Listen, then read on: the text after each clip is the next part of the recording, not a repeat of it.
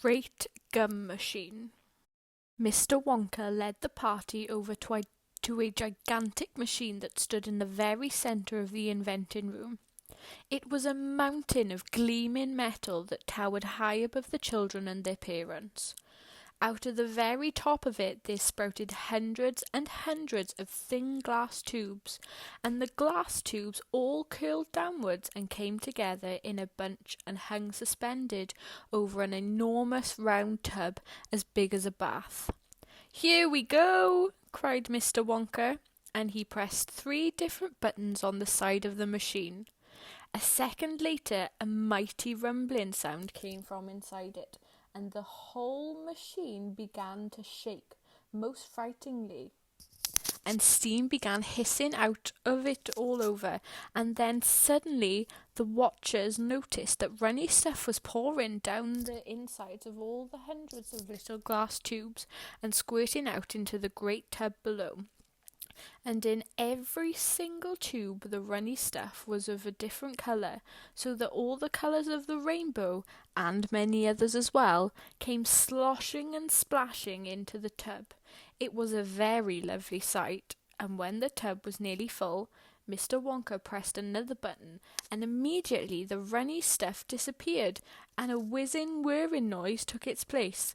And then a giant whizzer started whizzing round inside the enormous tub, mixing up all the different coloured liquids like an ice cream soda. Gradually, the mixture began to froth.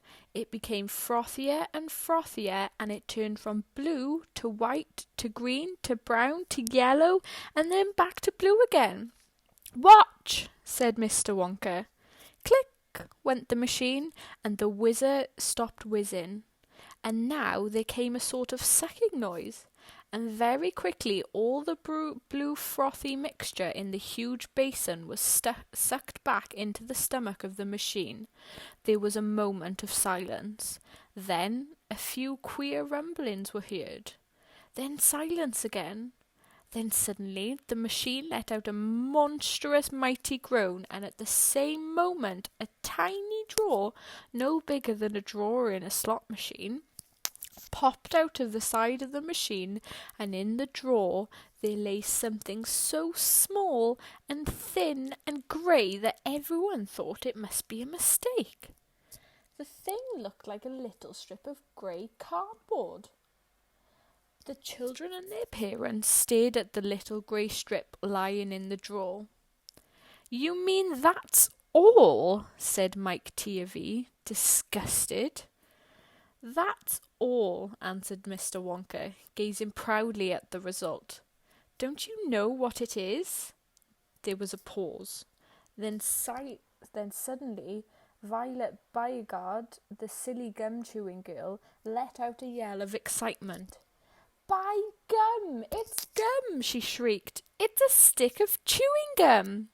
"Right you are!" cried Mr. Wonka, slapping Violet hard on the back.